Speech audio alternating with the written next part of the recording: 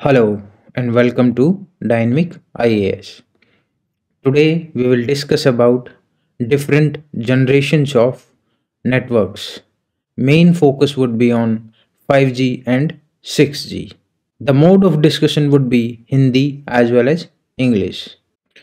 तो आइए स्टार्ट करते हैं। देखिए आज का जो हमारा डिस्कशन रहेगा उसमें हम कवर करेंगे जो स्क्रीन पे दिए गए पॉइंट्स हैं उनको। तो सबसे पहले है इंट्रोडक्शन। एक नेटवर्क होता क्या है, वो कैसे कैसे डिफरेंट डिफरेंट जनरेशन से इवॉल्व होके आया, 1G 2G 3G etcetera etcetera. फिर हम मेनली फोकस करेंगे 5G के ऊपर। ये 5G क्या है, क्या क्या फ्रीक्वेंसीज हैं जिसके ऊपर काम कर रहा है ये, ठीक है, और उसकी क्या क्या एप्लीकेशन है। नेक्स्ट पॉइंट रहेगा कि इंट्रोडक्शन ऑफ 6G। देखिए अभी जो बात चल रही है वो 5G की चल रही है, ये इंडिया में लॉन्च करने वाले हैं 5G को, but after some time you will find 6G is also on the way. But अभी जो हम मेन फोकस करेंगे 5G के ऊपर और 6G को सिर्फ और सिर्फ थोड़ा सा इंट्रोडक्शन की फॉर्म में देखेंगे। तो आइए स्टार्ट करते हैं। सबसे पहले इंट्रोडक्शन। तो इंट्रोडक्शन में जब हम बात करेंगे तो सबसे पहले बात करेंगे एक वायरलेस नेटवर्क होता क्या है। देखिए आज का जो हमारा टॉपिक है वो नेटवर्क्स के बारे में है, अलग अलग जनरेशन्स के जो नेटवर्क्स हैं उनके बारे में है। तो पहले हमें पता तो होना चाहिए कि नेटवर्क होता क्या है, wireless network. So what is a wireless network? A wireless network is the network in which devices are not connected by cables but by radio waves. देखो कम्युनिकेशन के लिए कोई मीडियम तो चाहिए होगा, तो वायरलेस में अब वायर तो है नहीं, तो कैसे करेंगे कम्युनिकेट? रेडियो वेव्स के through. So a wireless network is the network in which devices are not connected by cables but by radio waves. तो यहाँ मीडियम ऑफ कम्युनिकेशन क्या रहेगा? Radio waves. एक वायरलेस नेटवर्क जो है वो अलग अलग तरीके का हो सकता है, जैसे कि मान के चलो सैटेलाइट हो सकता है, लोकल एरिया नेटवर्क हो सकता है, मेट्रोपॉलिटन एरिया नेटवर्क हो सकता है, मोबाइल हो सकता है।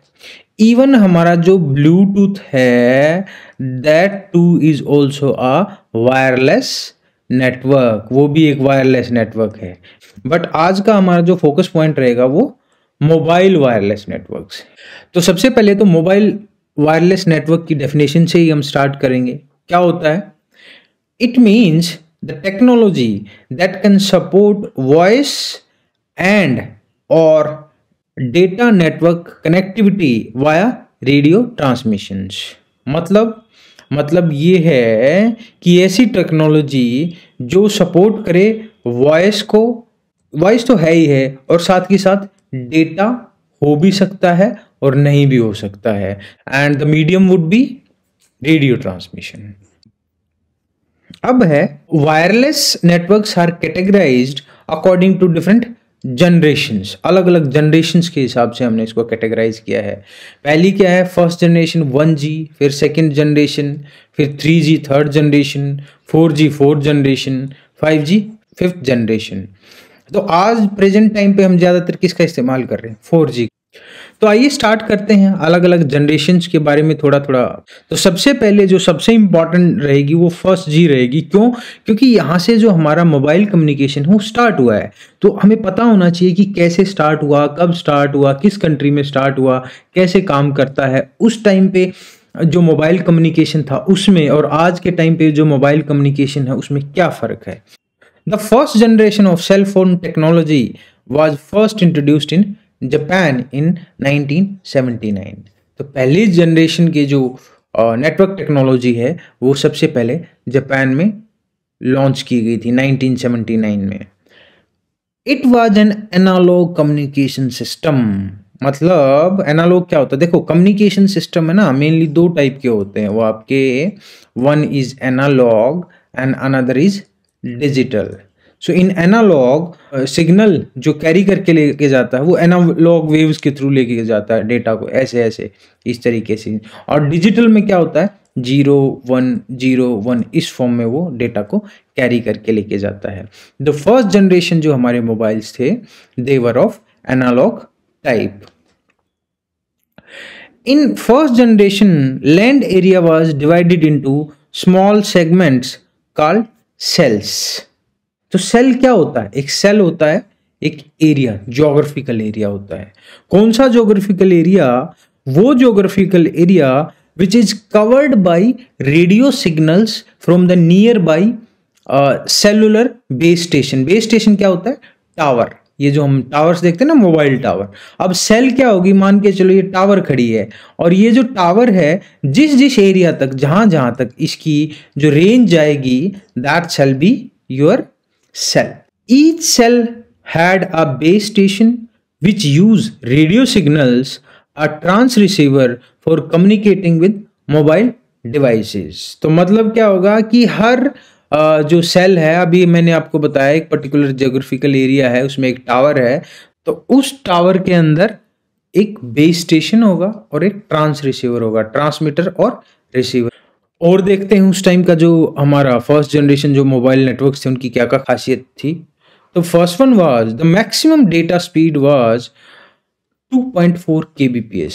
देखो आज हम mbps की बात कर रहे हैं और 5G में तो हम गीगाबाइट्स तक की बात करेंगे। उस टाइम पे कितनी होती थी? kbps में।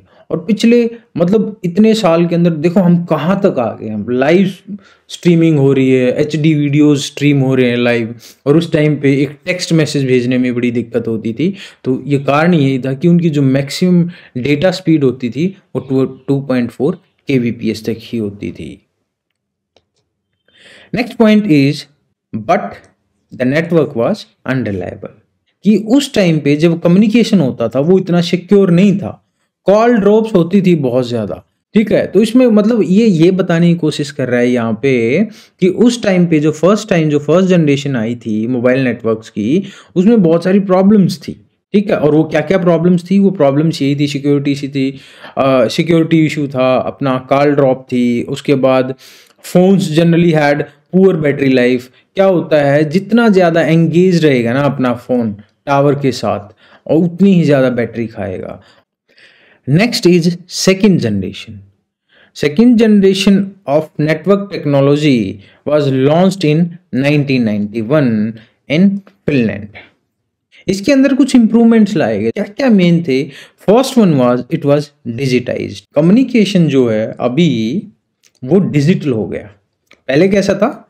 एनालॉग। एक तो ये इंप्रूवमेंट। डेटा जो भेजा जा रहा था that was compressed. Next point is it provided data as well as SMS services for mobile. ये देखो बहुत बड़ी बात थी उस टाइम पे, मतलब डेटा भी साथ के साथ प्रोवाइड कर रहा है और SMS सर्विसेज भी। The data was encrypted. अगर डेटा इनक्रिप्टेड है तो it means it is more secure. देखो पहले तो आपको ये पता होना चाहिए एनक्रिप्शन होता क्या है।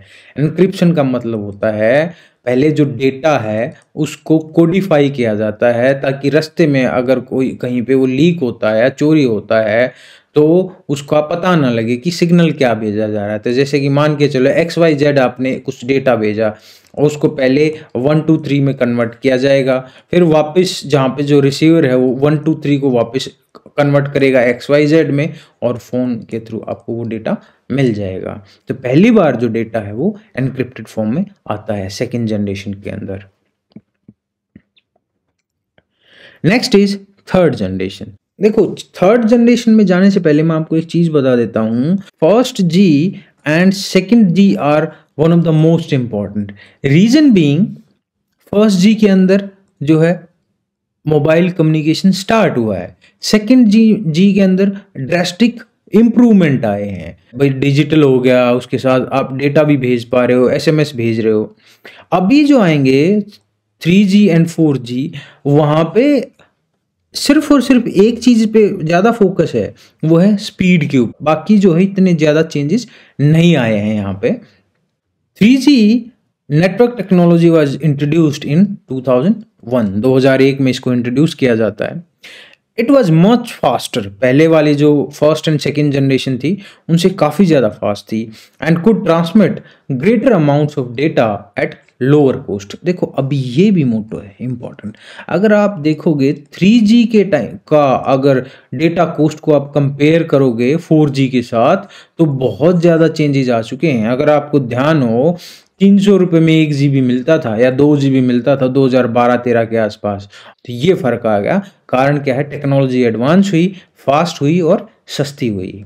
Audio is compressed during a call, तो मतलब बेटर हो गई है call quality, and simultaneous calls can happen in the same frequency range. जैसे मान के चलो पहले कोई टावर था तो उस टावर के साथ अगर ज़्यादा फ़ोन कनेक्ट हो जाते तो कॉल ड्रॉप होने लगता था या फिर नेटवर्क बिजी आता था। अभी नेटवर्क बिजी का इश्यू ऑलमोस्ट सॉर्ट आउट हो चुका है। Next one is 4th generation. So 4G is very different technology as compare to 3G। कारण क्या है, massive increase in speed.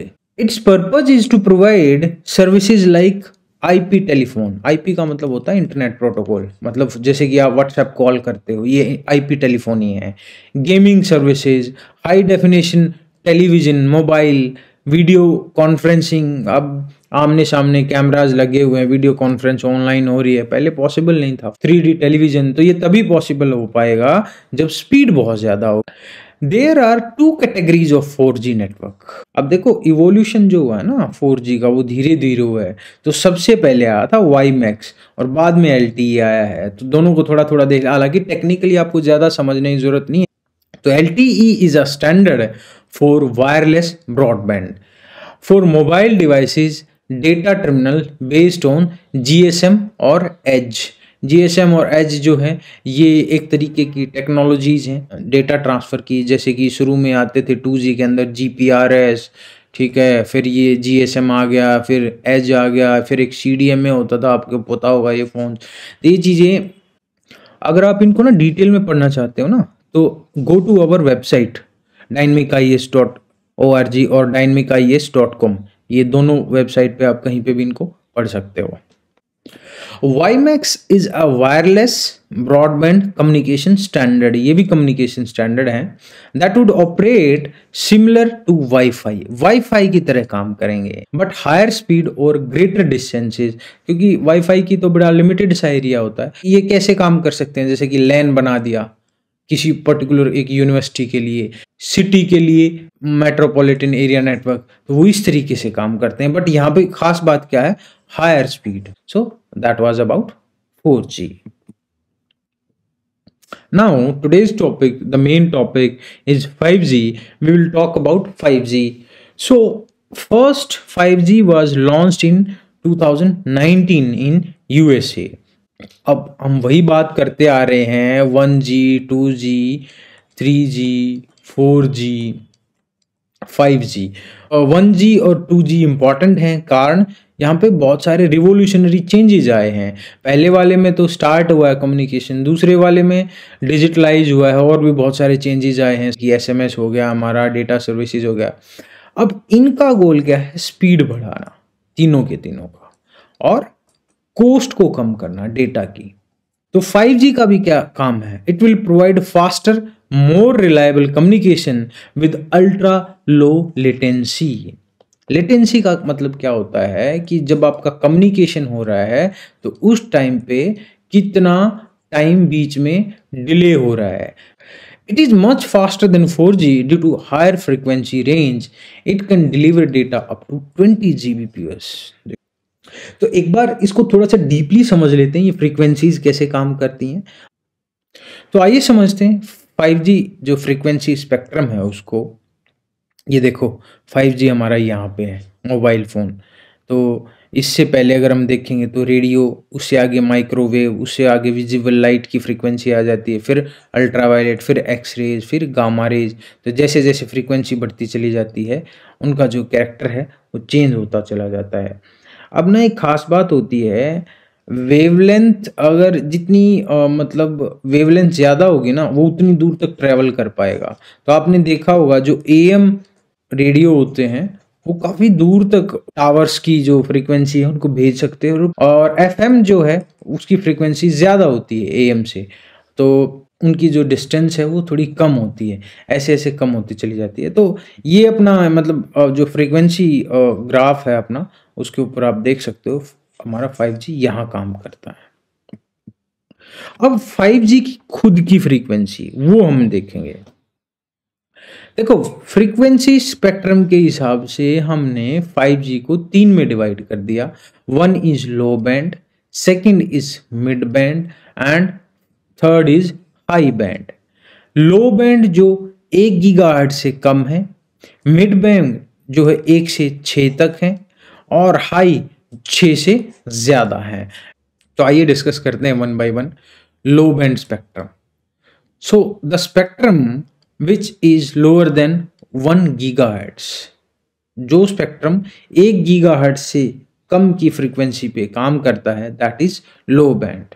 It was used for analog television broadcast and early wireless networks. देखो पुराने TV जो antenna लगा के TV आता था, DD1, DD न्यूज, ठीक है। Low band spectrum provides broad coverage across hundreds of miles with one tower, क्योंकि जो वेवलेंथ है वो लंबी है यहाँ पे, बट फ्रीक्वेंसी कम है। देखो जैसे फ्रीक्वेंसी बढ़ेगी वेवलेंथ कम हो जाएगी, ऐसे ऐसे हो जाएगी। It can provide speed up to 100 Mbps।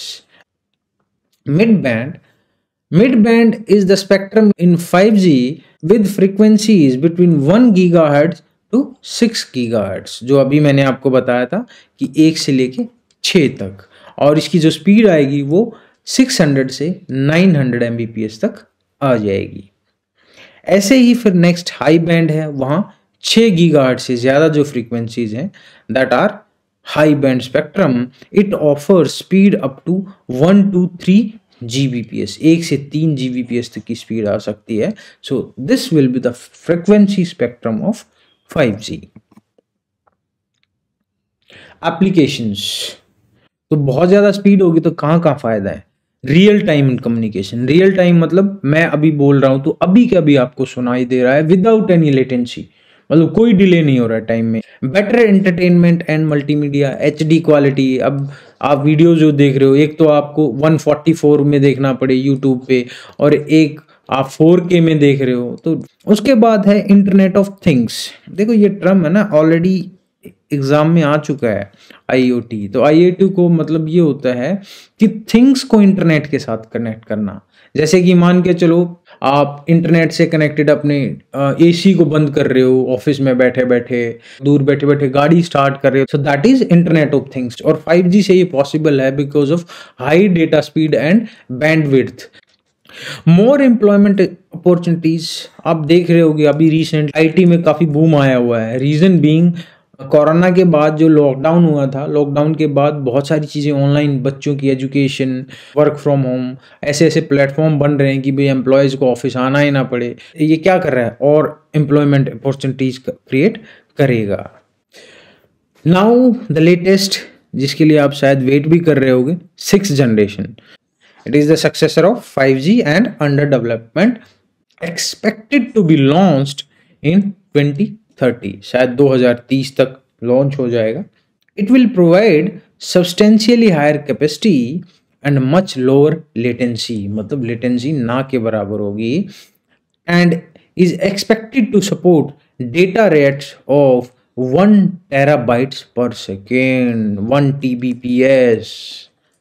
The technology makes greater use of terahertz. देखो अभी हमने जो फ्रीक्वेंसीज पढ़ी थी, सो they were of what, they are gigahertz में, 1 गीगाहर्ट्ज, 6 गीगाहर्ट्ज, 24 गीगाहर्ट्ज। बट अभी जो मैं बात कर रहा हूं टेराहर्ट्ज के अंदर, China has already launched a 6G test satellite equipped with terahertz of frequency. ये मतलब स्टार्ट भी कर दिया है चाइना के अंदर। इंडिया ने भी एक टेक्नोलॉजी इनोवेशन ग्रुप बना लिया है इसके लिए, ताकि जो डिवाइसेस हैं वो मैन्युफैक्चर की जा सके, इकोसिस्टम तैयार किया जा सके। ठीक है, so this was all about 6G। So we have covered the entire topic from 1G to 6G। पहली जनरेशन से लेके हमने 6th जनरेशन तक कवर कर दिया है। So thank you for watching, see you in next video. Thank you.